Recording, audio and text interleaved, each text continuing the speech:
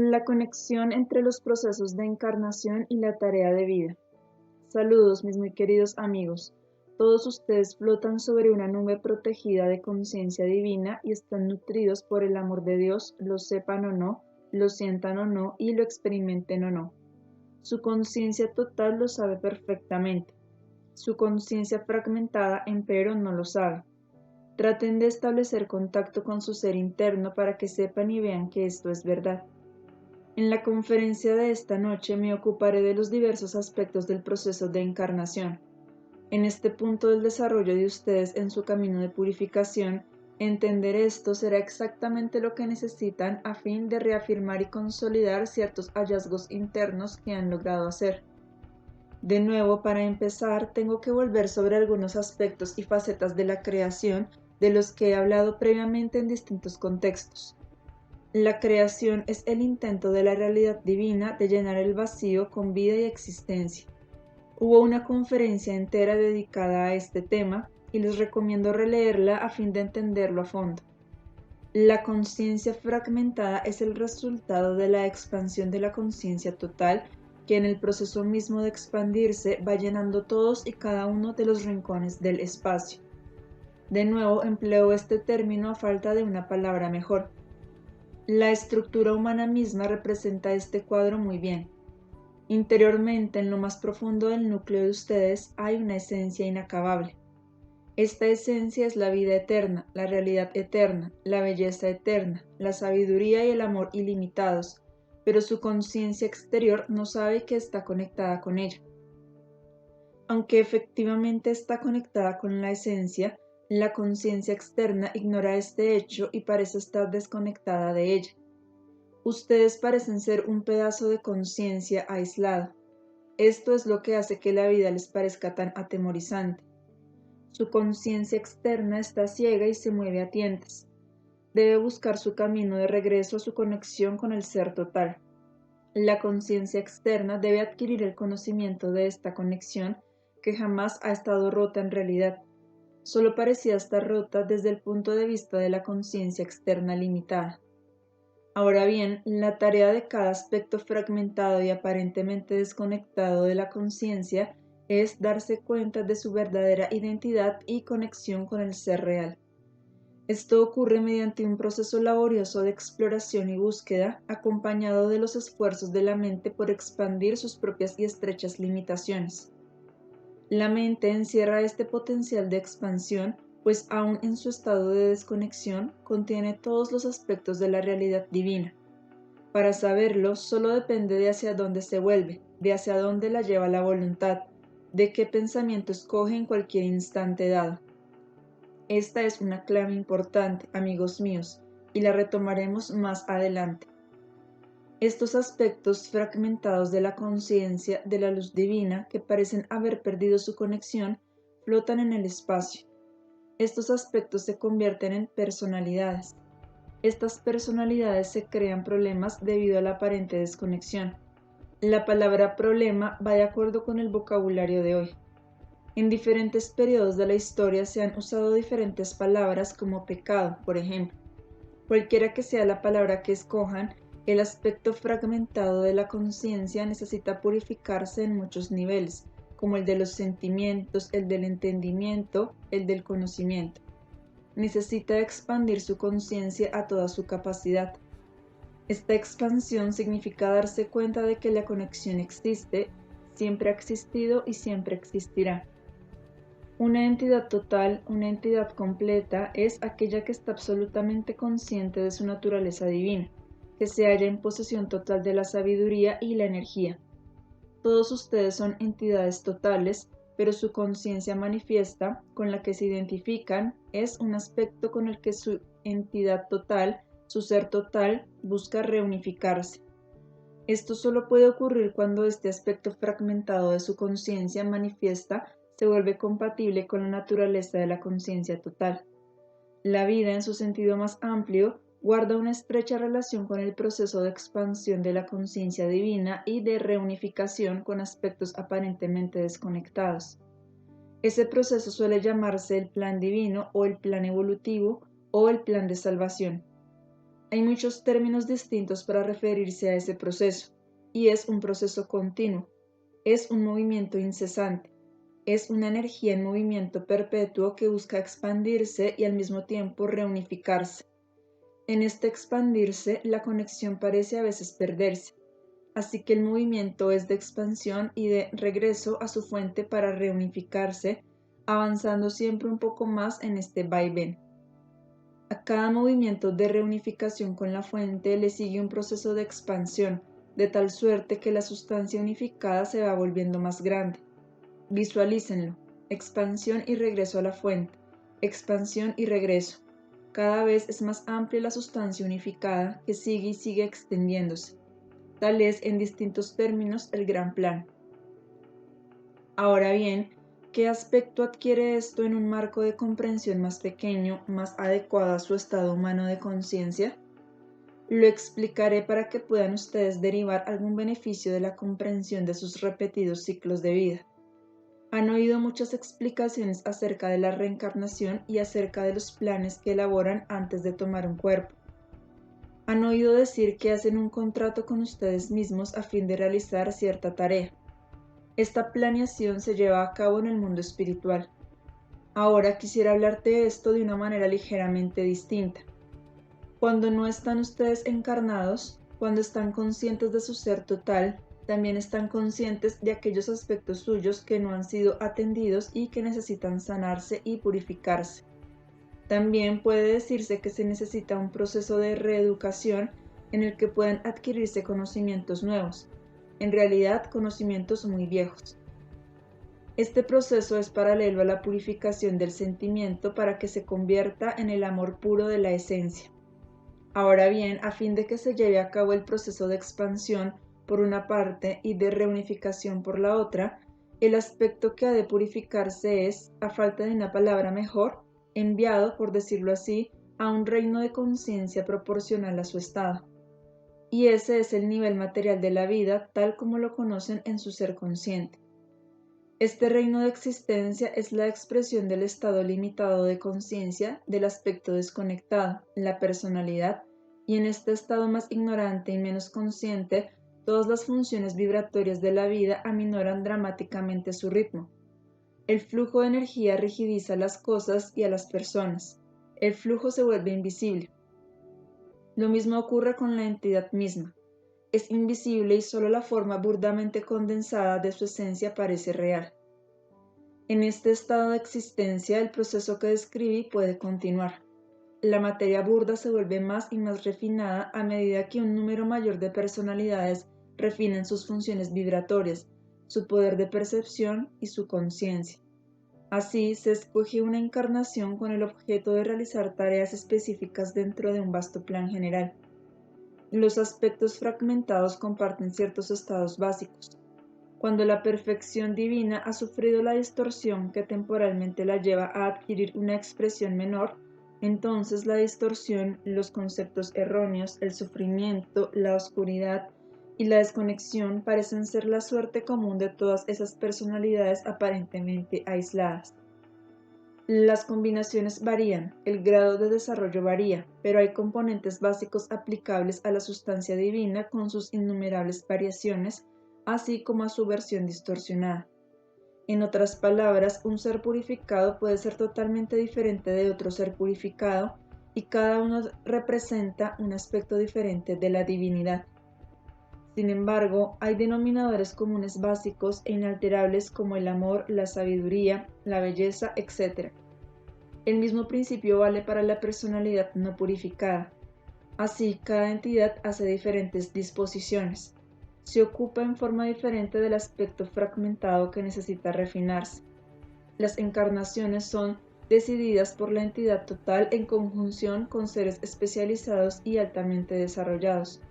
Los planes se trazan con cuidado. Lo que ocurre en el organismo tiene un común denominador para todos: encontrar la reunificación con la esencia. No importa lo distintas que puedan ser las tareas, esta meta necesariamente es la misma para todos. La reunificación con la esencia puede ocurrir allí donde la entidad ya está purificada, pero desde luego no es allí donde está la tarea.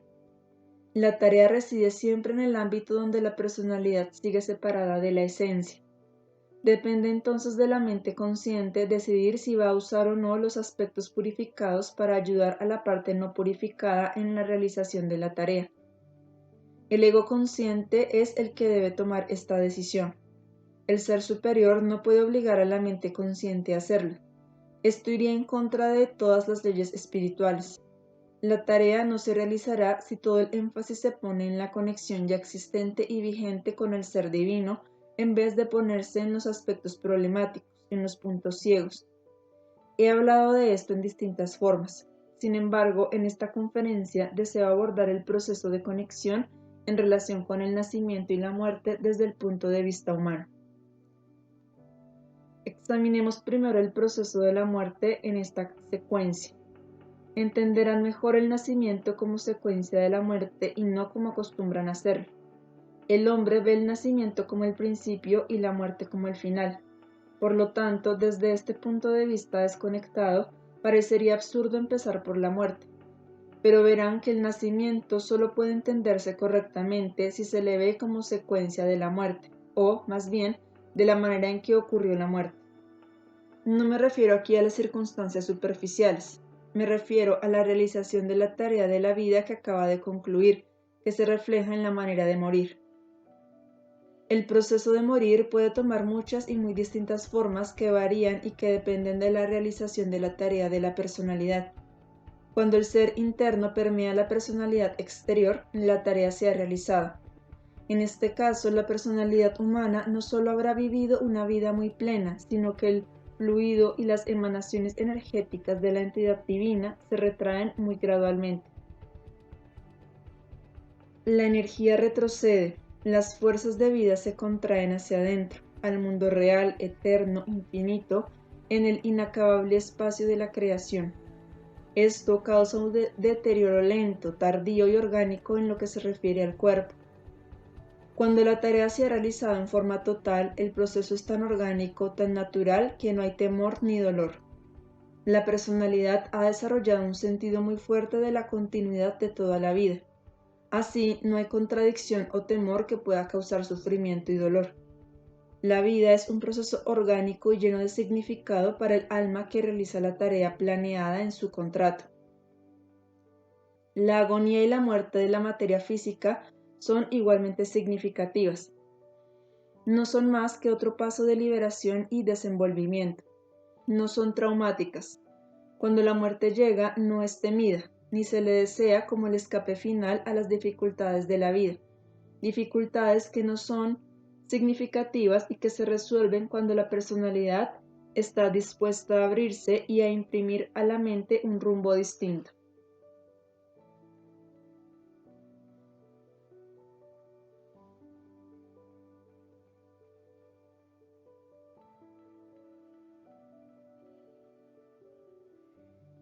En una vida verdaderamente plena, las dificultades se consideran escalones, puertas que se abren a nuevas liberaciones.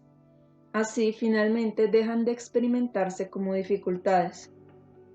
Cuando ni el temor ni el deseo ilusorio de escapar ocupan el sistema energético de la personalidad, la unidad entre el ser interno y el externo tiende orgánicamente al cumplimiento del gran plan, en el que todos los aspectos de la conciencia desempeñan un papel importante. A medida que las fuerzas vitales físicas y biológicas abandonan el cuerpo, surge una vida más plena. Pero esto solo ocurre, amigos míos, cuando la personalidad aprende a sintonizarse con el ser interior y a seguir sus dictados, y está en armonía con él como resultado de haberse concentrado en el aspecto del alma que ha de purificarse. Entonces y solo entonces están el ser interior y el exterior en perfecta concordancia con respecto a todo, incluida la hora y la manera en que han de romperse los lazos con el vehículo físico. En tales casos, al retraerse del cuerpo las fuerzas vitales, lo que surge es mayor vida, más plenitud, y la entidad puede expandirse de nuevo en toda su gloria y su libertad, ya sin los grilletes de la realidad tridimensional. Esta conciencia existe en la personalidad manifiesta, que no es más que un aspecto del ser total que son ustedes. Repito, esto se aplica a los casos ideales en que ha habido una realización completa de la tarea. Espero que todos los que están transitando por este camino que lleva a la realización total de la tarea sigan adelante hasta alcanzar ese estado de conciencia y conexión mucho antes de que su ser interior decida que ya se cumplió el tiempo porque ya lograron lo que se habían propuesto. A este respecto, me gustaría señalar aquí que hay personas que tienen graves conceptos erróneos y distorsiones que les impiden comprometerse en forma total con la realización de su tarea. Sienten estas personas que si realmente resuelven sus problemas y eliminan su oscuridad y en consecuencia se vuelven felices y se sienten satisfechas, entonces necesariamente morirán. Desde luego, la manera en que visualizan su muerte no tiene nada que ver con el proceso armonioso, productivo y significativo que acabo de describir y que debe ser el producto natural de la purificación, la realización y la conexión. Se teme a la muerte como un proceso desconectado e inarmónico. Por otra parte, es indudablemente falso suponer que en el momento en que los propios problemas se resuelven, la vida llega a su fin. Muy al contrario, de hecho, solo cuando se resuelven los problemas puede dar comienzo un aspecto nuevo de la realización de la tarea, ya que ninguna personalidad puede transitar por la vida sin permitir que otros se beneficien de lo que ha aprendido. La necesidad, el impulso y el anhelo de dar son parte integral del alma y proceden de la entidad interior. Así, la vida plena que se presenta después de que el peso de las nubes del alma se ha levantado es parte de la realización de la tarea. Así pues, amigos míos, por favor no detengan su progreso porque consideran que el sufrimiento y la insatisfacción del alma son los únicos agentes que los mantienen conectados a su cuerpo. Estos pensamientos pueden no ser muy conscientes y claros, pero de todos modos existen de una manera vaga. Su conciencia del ser interno y real y su conexión con él volverá gloriosa la vida, y por ello la muerte se experimentará también como algo glorioso. Ese estado de conciencia eliminará el miedo a la vida, porque no hay nada que temer con respecto a la muerte. Esta ausencia de temor es el logro más importante de cada alma humana. Esa es la meta que ustedes están tratando de alcanzar.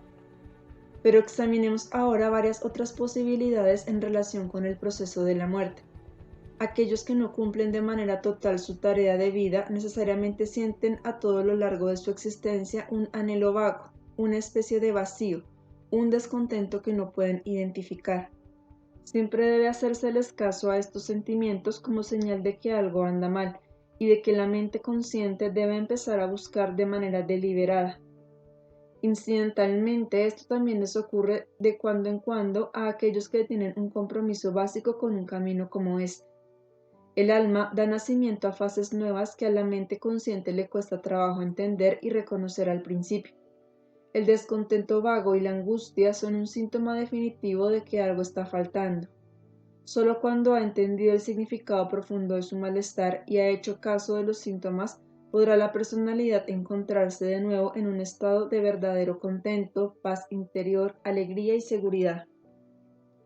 Pero aquellos que a lo largo de su vida se niegan a buscar en la dirección correcta, sentirán necesariamente el jalón y el murmullo de su ser interior en la conciencia exterior. La personalidad trata entonces de apagar esta voz, de escapar de ella, de producir mucho ruido y movimientos superficiales para no escuchar la voz interior. Muchas veces se confunde este descontento vago con la neurosis misma, como si la ausencia de esta experiencia, sin cambiar la dirección de vida, pudiera indicar salud emocional. En realidad, la neurosis se está produciendo como resultado de no establecer la conexión con el ser interior, como resultado de no cumplir el contrato que el alma vino a llevar a cabo.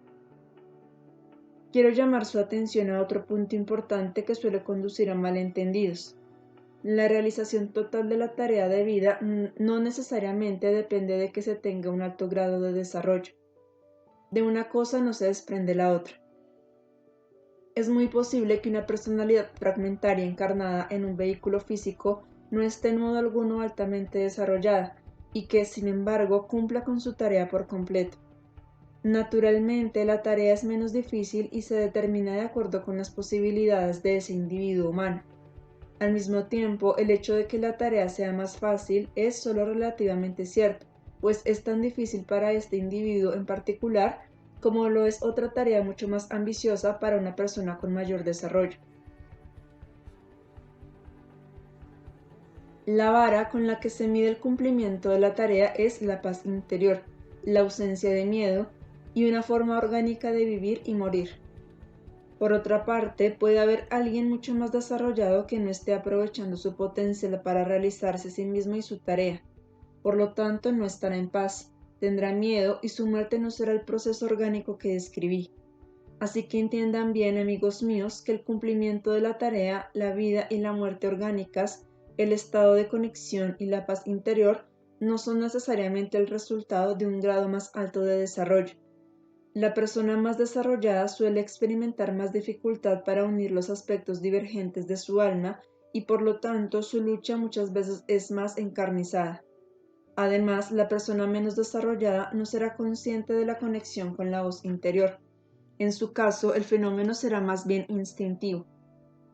Cualquiera que esté en un camino como este y se comprometa totalmente con la verdad, con la autoconfrontación, con la autopurificación, con la renuncia a las defensas y los subterfugios a fin de hacer frente a aquello que parece más difícil y momentáneamente doloroso, cualquiera que decida renunciar a la tentación de concentrarse en las fallas reales o aparentes de otros para no verse a sí mismo y que esté comprometido de verdad con su crecimiento, por encima y más allá de todas las demás consideraciones de su vida, por fuerza hará la conexión que también le traerá entonces todas las satisfacciones externas e internas. Para que todo esto les quede muy claro, haré ahora varias distinciones con respecto al proceso de la muerte. Además del caso ideal que describí más arriba, existen otras posibilidades que se presentan cuando la conexión entre el ser interior y el exterior no es todavía un puente efectivo. ¿Qué ocurre cuando llega la muerte y existe una división entre el ser externo y el ser interno, entre el ser superior y la personalidad exterior, entre la voluntad del ser divino y la voluntad de la mente consciente? Aquí también existen varias posibilidades. Por ejemplo, si la personalidad muy tercamente rechaza el influjo de la conciencia interior y divina, rechaza la guía, se niega a hacer caso de las señales, opta por el camino más fácil y racionaliza su opción, en estos casos la personalidad exterior se aleja más y más de la posibilidad de realizar la tarea para la que llegó a este mundo. Una serie de elecciones en la dirección equivocada dejan hábitos tan profundamente arraigados que volver sobre los propios pasos se convierte en algo casi imposible después de que se ha llegado a cierto punto. Los procesos creativos negativos han puesto en marcha una configuración espiral que consta de puntos nucleares psíquicos repetidos, cada uno de los cuales desencadena su fuerza energética. Cuando el impulso ha progresado más allá de ciertos puntos, el esfuerzo y la inversión que se requieren para disolver estas creaciones negativas mientras todavía se está en el cuerpo exceden con mucho la energía y la inversión que se necesitan cuando el vehículo se cambia, cuando se han escogido distintos escenarios. Pero quiero que sepan, amigos míos, que esto no siempre es verdad. Hay muchos casos en que es muy posible cambiar un hábito profundamente arraigado durante un tiempo considerable, incluso a una edad avanzada. Ninguna mente consciente puede evaluar cuándo se ha llegado al punto en que es imposible dar marcha atrás y cuándo no. Solo la mente divina más profunda puede hacerlo. Únicamente una cosa es segura: cuanto más se alejan, tanto más difícil es volverse atrás. Para evitar cualquier posible malentendido, les diré que cualquier individuo que ha llegado al punto en que es imposible volver atrás, ni siquiera se acercaría a un camino como este. Así pues, que nadie crea que es uno de esos seres simplemente porque se halla en este momento en medio de una lucha difícil o con un sentimiento temporal de desesperanza. Estas manifestaciones solo sacan lo que ya estaba allí para empezar y lo que necesita salir a la superficie para ser disuelto. Eso es parte de la realización de la tarea. Cualquiera que esté dentro de la circunferencia de un camino como el nuestro tiene la posibilidad de cambiar la configuración de una espiral nuclear psíquica negativa. En algunos casos en que la persona se ha desviado tanto del plan que la entidad ha elegido para la personalidad que es imposible establecer una dirección nueva, una forma espiral nueva, el ser interior puede tomar la decisión de morir. El ser superior sabe que seguir en la dirección establecida es un desperdicio, que el sufrimiento no tendrá sentido y que la personalidad fragmentada se beneficiará más si todo comienza de nuevo. En semejantes casos, la muerte no es orgánica en su manifestación, pero tiene sentido en sus circunstancias en particular y por lo tanto es orgánica en un contexto más amplio. Cuando digo que no es orgánica en su manifestación, quiero decir que la muerte puede ocurrir en accidentes o enfermedades repentinos, en padecimientos dolorosos y largos, y sobre todo con la mente consciente completamente desconectada de la voluntad interior. Es posible que la mente consciente luche contra la decisión interna, no la entienda y se oponga a su propia disposición interior, lo que hará que se escinda aún más y amplíe la desconexión. El miedo y el voluntarismo se imponen y vuelven imposible escuchar la voz interior. La muerte prematura, la muerte violenta y los jóvenes que mueren en guerras suelen caer en esta categoría, aunque no siempre. No se puede generalizar, pero cuando la muerte ocurre en contracción y temor, es una manifestación inorgánica, aunque sea orgánica en su disposición desde el ser superior. En estos casos de muerte, la personalidad exterior no es consciente en absoluto de la decisión del ser interior, y eso vuelve mucho más difícil y doloroso el proceso de muerte, pues parece absurdo y arbitrario. La conciencia exterior luchará entonces contra la muerte y no sabrá que su conciencia total, que es más grande, ha escogido como una solución mejor que quedarse, algo que es más conveniente dada la situación existente. En tales circunstancias, cuando la personalidad exterior lucha contra la decisión del ser interior, tiene lugar una tremenda batalla. Esa batalla puede durar incluso hasta la vejez, porque la personalidad exterior emplea sus energías y sus fuerzas vitales para luchar contra la decisión interior. En ocasiones, la decisión de la entidad interna puede ser deliberadamente más fuerte que la voluntad de la persona externa. Claro está, sus poderes son infinitamente mayores que los poderes que están al alcance de la conciencia externa, pero en otras circunstancias la lucha puede proseguir y el ser interior acaso emprenda la tarea de derribar el viejo escenario a fin de establecer uno nuevo, sin ejercer demasiado sus poderes, empero, y permitiendo al ser exterior seguir adelante con la batalla en cierta medida y por cierto tiempo. La razón de esto acaso sea que el alma, en el dolor de semejante lucha, puede aprender al menos algunas lecciones importantes que después utilizará en el siguiente escenario. En estos casos, dentro de la persona se está librando literalmente una batalla de vida o muerte. En otro nivel, la lucha es a favor del cumplimiento de la tarea, a favor de volver la mirada hacia adentro para buscar y encontrar dónde necesita más la personalidad la atención, el énfasis y el trabajo para que la persona externa pueda concentrarse por completo en ciertas áreas que han sido descuidadas y negadas, áreas que, para empezar, suscitaron esa lucha tan dolorosa. Otra manera frecuente de hacer caso omiso de lo que más atención requiere es buscar caminos espirituales que no insistan en este aspecto del trabajo con uno mismo. Esta es una manera fácil de burlar y engañar al ser, porque el desarrollo espiritual puede convertirse en un escape aun cuando se obtenga conocimiento espiritual, se logren meditaciones hermosas e incluso se tengan por momentos experiencias espirituales genuinas acerca de la realidad cósmica. Todo esto puede ocurrir sin que la persona se ocupe de las áreas que le dan más dolor, malestar y sentimientos de culpa, se experimente esto conscientemente o no. Existe otra posibilidad más de la que me gustaría hablar aquí. Se trata de lo contrario de la anterior, en la que el ser interno opta por la muerte y la personalidad exterior no lo sabe y se opone. Efectivamente, la personalidad externa puede hallarse en general en una dirección muy favorable en la que existen todas las posibilidades de que se cumpla con la tarea, de que se realice el contrato que hizo la entidad antes de entrar en este reino de manifestación material. Sin embargo, puede haber aspectos de esa personalidad exterior que causan tantas dificultades, tanta lucha, tanta resistencia en los términos de ustedes, que pese a las muy propicias circunstancias, la personalidad exterior no quiere vivir. La persona externa puede ignorar y no sentir la dirección favorable porque está tan profundamente enredada con aspectos del problema que no ve el panorama general.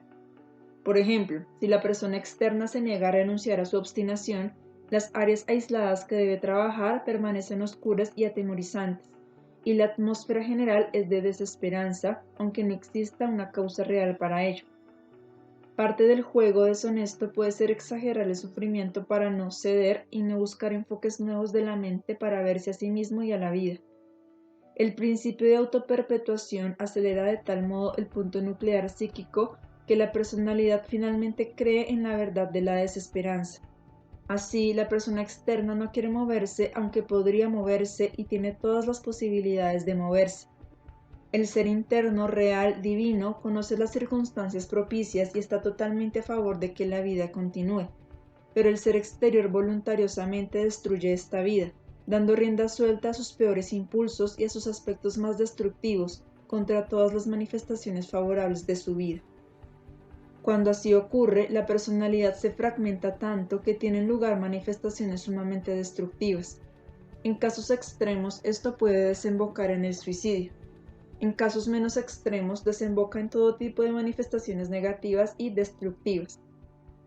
Cuando la vida llega a su fin en cualquiera de estas maneras, la entidad total determina la siguiente vida, las siguientes circunstancias. Estas circunstancias se deciden de la manera más exigente que puedan ustedes imaginarse.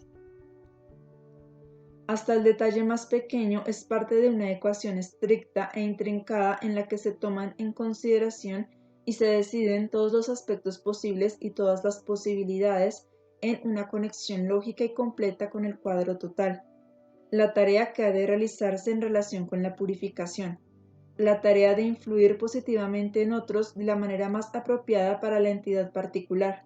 Las fortalezas específicas de la entidad total que han de manifestarse en la vida siguiente, los mayores peligros y escollos, cuántos riesgos hay que correr, cuántas influencias externas favorables y desfavorables deben existir en la vida, y favorable y desfavorable no coinciden necesariamente con agradable y desagradable. Esta planeación requiere de una investigación muy minuciosa y detallada para considerar y encontrar el ambiente más adecuado. Padres, hermanos, amigos, contactos posteriores en la vida, la influencia y guía de una persona para con otra, y muchas variables más que no pueden ustedes ni siquiera imaginar. También deben pensar en que todos los demás individuos que hacen contacto con la personalidad deben ser objeto del mismo proceso y hay que tomar en consideración todas sus posibilidades. Cada contacto abre muchas posibilidades. ¿Interactuarán los individuos involucrados desde su ser superior? ¿Las áreas problemáticas y el ser inferior se afectarán uno al otro? ¿Cuánta guía e inspiración, energías y fuerzas debe prodigar el ser superior? Si da demasiado, la tarea deja de tener sentido y la personalidad bien podría no haberse encarnado en un vehículo. La computadora más compleja y sofisticada de la ciencia moderna jamás podría resolver todos estos detalles. Nada se deja a la casualidad, nada es fortuito. Hay un plan y un cuadro completos, y una pericia que supera la comprensión humana. Dije en otra parte, en una de las primeras conferencias, que una esfera o mundo entero se ocupa precisamente de esta tarea. Hay seres espirituales altamente desarrollados que son expertos en este campo y toda una jerarquía de seres tiene la tarea de elaborar estos planes de vida. El sistema fluido del cuerpo energético contiene en sí mismo este plan, siempre visible, disponible y reconocible. No encierra ningún secreto, y el plan a su vez tiene un gran poder energético y magnético. Es el campo magnético más poderoso con el que nace un individuo y lo acompaña toda su vida. Una futura encarnación no se escoge ni puede escogerse arbitrariamente. Se prepara el escenario como resultado del plan de vida de la última encarnación. ¿Cuánto se logró y qué queda por hacer? ¿Qué factores contribuyeron a las fallas y cuáles a una ejecución correcta? ¿En qué aspectos se necesita un reto más fuerte y en cuáles uno más leve? Se prepara el escenario a través de los procesos de vida y muerte que están determinados exactamente por el plan de vida. El plan de la futura encarnación es determinado por el proceso de vida y muerte, tal como se esbozó en esta conferencia. El tiempo, el lugar y las circunstancias, la preparación precisa del escenario deben planearse minuciosamente para encajar en el plan total.